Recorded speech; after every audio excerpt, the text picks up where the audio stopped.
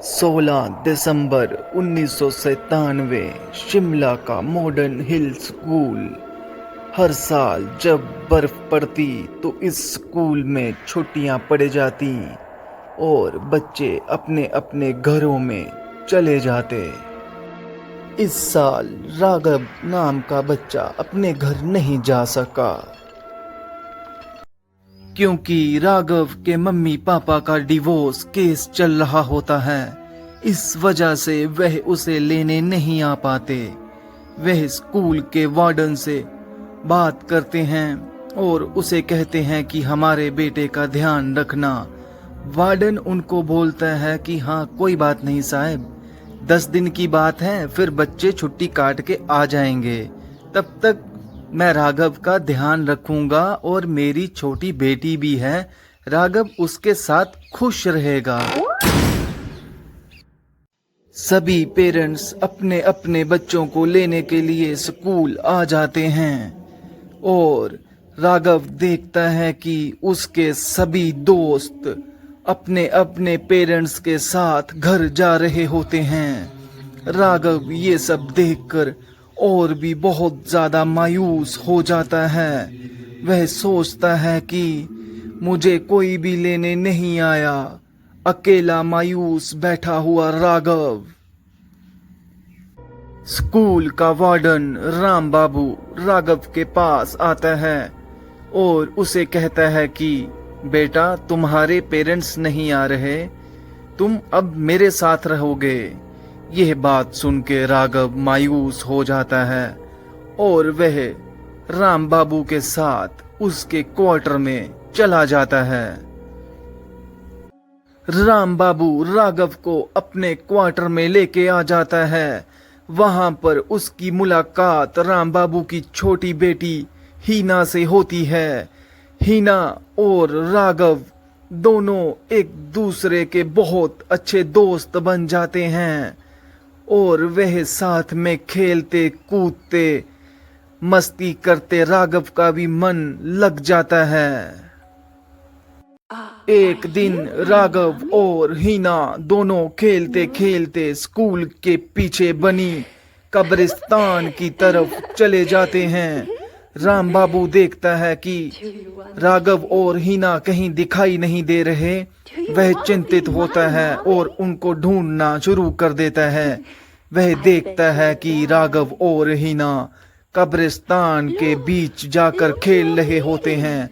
वह भागकर उनको वहां से खींच के वापस लेके आता है और उनको वार्न करता है कि बेटा कहीं भी घूमो लेकिन उस कब्रिस्तान में दोबारा मत जाना।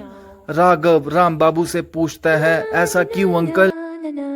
राम बाबू राघव से कहता है कि बेटा वो सब मैं तुम्हें नहीं बता सकता, लेकिन मेरी बात एक कान खोल के सुन लो कि तुम दोनों उस कब्रिस्तान की तरफ दोबारा नहीं जाओगे। यह बात कहकर राम बाबू बच्चों को घर ले आता है। रात बहुत हो जाती है। बच्चे अपने कमरे में सोने के लिए चले जाते हैं। राघव और हीना रूम में सो रहे होते हैं और राम बाबू बाहर अपने ड्राइंग रूम में सो रहा होता है कि अचानक राम बाबू को किसी के फुसफुसाने की आवाज आती है। राम बाबू तुमने बच्चों को क्यों रोका? बोलो राम बाबू। यह आवाज सुनकर राम बाबू बिस्तर से उठ जाता है। उसको याद आती है कि पुराने प्रिंसिपल अब लौट आए हैं। कहीं ना कहीं वह उनके बच्चों को नुकसान पहुंचाएंगे। राम बाबू भागता हुआ राघव और हीना के कमरे की तरफ जाता है। वहां वह देखता है कि हीना और राघव कमरे में नहीं होते। राम बाबू बच्चों को इधर उधर ढूंढना शुरू कर देता है। वह कहीं नहीं मिलते। राम बाबू उनको ढूंढता ढूंढता स्कूल की पुरानी कब्रिस्तान की तरफ चल देता है, क्योंकि राम बाबू को पता होता है कि ये सर लौट आए हैं। ये स्कूल का पुराना प्रिंसिपल जिनकी हादसे में मौत हो गई थी वह, और उसका सर उसके धड़ से अलग हो गया था। उसको इसी स्कूल की कब्रिस्तान में दफनाया हुआ था। जब बच्चों को स्कूल की छुट्टियां पड़ती तब वह बिना सर के पूरे स्कूल में घूमते। कई बार राम बाबू ने बिना सर का आदमी स्कूल में घूमते देखा है। राम बाबू को याद आया कि बच्चे कहीं उसकी गिरफ्त में तो नहीं चले गए। कैसे तैसे करके राम बाबू कब्रिस्तान तक पहुंचता है कि वह देखता है कि बच्चे एक पेड़ के पीछे छुपे होते हैं और वह भागकर राम बाबू के पास आते हैं कि अंकल हमें बचाओ, हमें बचाओ, वह बिना सर का आदमी हमें मार डालेगा। राम बाबू कहता है कि बच्चों घबराओ मत, अब मैं आ गया हूं ना। राम बाबू देखता है कि सामने उसके प्रिंसिपल खड़ा होता है, काले कोट और उसका सर उसके अलग पड़ा होता है। उसे देखकर राम बाबू खौफ में आ जाता है और वहां से भागने की कोशिश करते हैं कि अचानक वह प्रिंसिपल उनके सामने आके खड़ा हो जाता है और राम बाबू से कहता है, राम बाबू मुझे सर चाहिए, राम बाबू मुझे सर दे दो, राम बाबू। वह प्रिंसिपल राम बाबू पर अपनी कुल्हाड़ी से वार करता है। राम बाबू कैसे तैसे कर बचकर वहां से थोड़ी दूर भागने में कामयाब हो पाता है। वह प्रिंसिपल उनके पीछे पड़ जाता है। राम बाबू ने एक कहानी में सुना था कि अगर भूतों का शव जला दिया जाए तो वह नष्ट हो जाते हैं। राम बाबू और बच्चे दोनों घबराए होते हैं।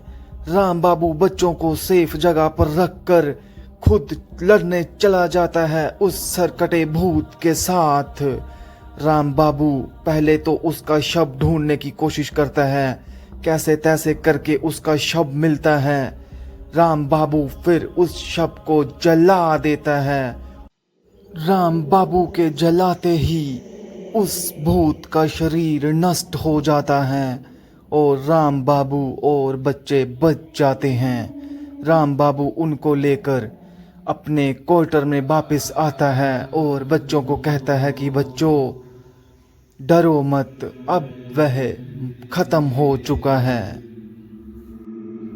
छुट्टियां खत्म होने में अभी भी 5 दिन बाकी थे। राघव के पेरेंट्स आते हैं और राघव को घर लेकर चले जाते हैं। लोगों का कहना है कि उस घटना के बाद राम बाबू उस स्कूल को छोड़ के हमेशा के लिए चला गया।